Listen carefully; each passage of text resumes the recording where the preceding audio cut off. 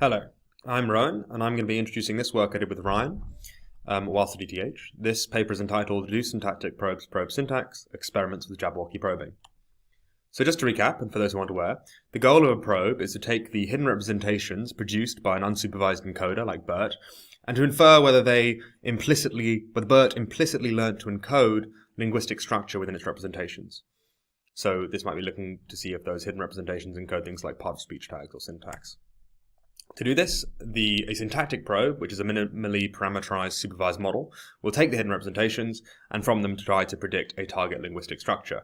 If it can do so, it is then argued that that representation implicitly encoded the linguistic structure which is being probed. So for syntactic probing, you might give BERT a sentence. Does BERT know syntax? BERT will produce a representation of each word in that sentence. The syntactic probe will then take those words and from them try to predict a syntactic tree over the sentence. And work from this literature is now frequently cited to support the claim, to varying degrees of strength, that models like BERT implicitly learn syntax. This is not quite what was claimed in the probing literature itself. They're far more cautious with their claims, but nevertheless this is how it's interpreted. And probes are typically trained on real-world sentences, and this may seem fine, that is until Chomsky bursts into the back of the auditorium saying, "Hold on, stop the ceremony. Colourless, green ideas sleep furiously." And, initially people are confused, that is, until they realise that he was in fact making a point about the fact that syntax and semantics are separate. You can have a sentence which is semantically nonsense, but syntactically passable. And this is one such example. And if we take a step back and look at the architecture we had on the previous slide, we'll notice that it looks very like parsing. A model is taking the representations produced by another model and predicting syntax. And we already know that transformers parse well the sentences we see in the real world. I mean, here's a leaderboard on the right. You can see that the top 3 parsers of the Penn Tree Bank currently all use a transformer model in their architecture. The real difference then with a syntactic probe is it's asking whether the models encode a linguistic definition of syntax, and that will be, at least in the generative tradition, separate from semantics. So to investigate this question, we develop a corpus of so-called Jabberwocky sentences named after Lewis Carroll's poem, which consisted of verse made up of, in large part, pseudo-words or nonsense words. An example of the sentences that we produce is at the bottom. I enjoyed your presentations very much becomes I provocated your Briticists very much.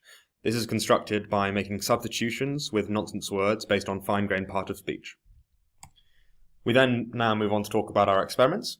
We experimented with 2 different probes, the perceptron probe, which is from an earlier paper from last year, or Mauslay et al. 2020, and the structural probe, which is from Hewitt and Manning 2019.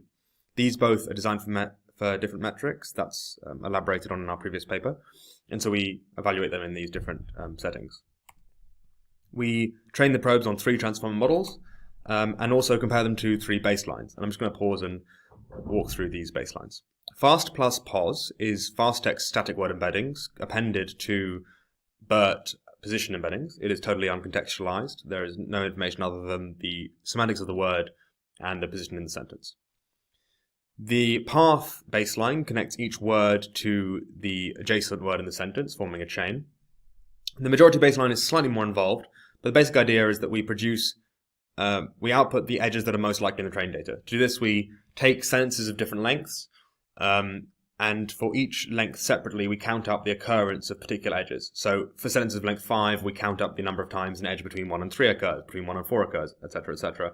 And then, for each sentence length separately, compute the maximum spanning tree over the counts for that particular length. So this will intuitively just include edges that are likely in the training data for sentences of that length. But it knows nothing of the semantic, of the elements in the sentence.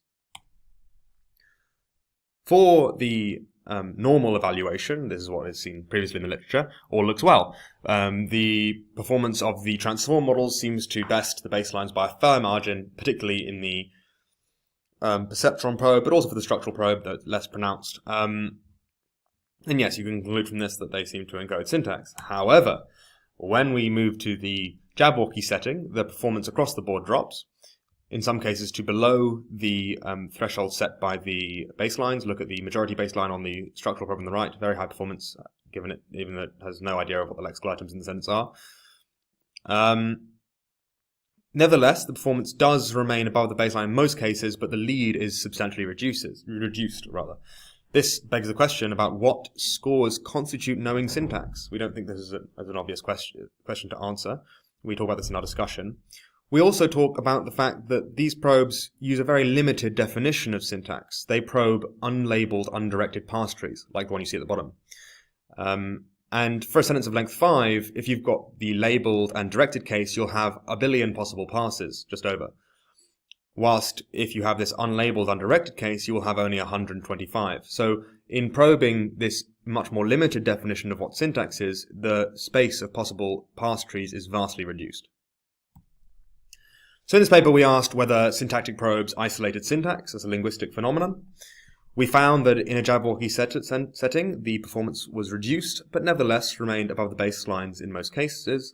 But this reduction in lead made us ask the question of what scores exactly would constitute knowledge of syntax.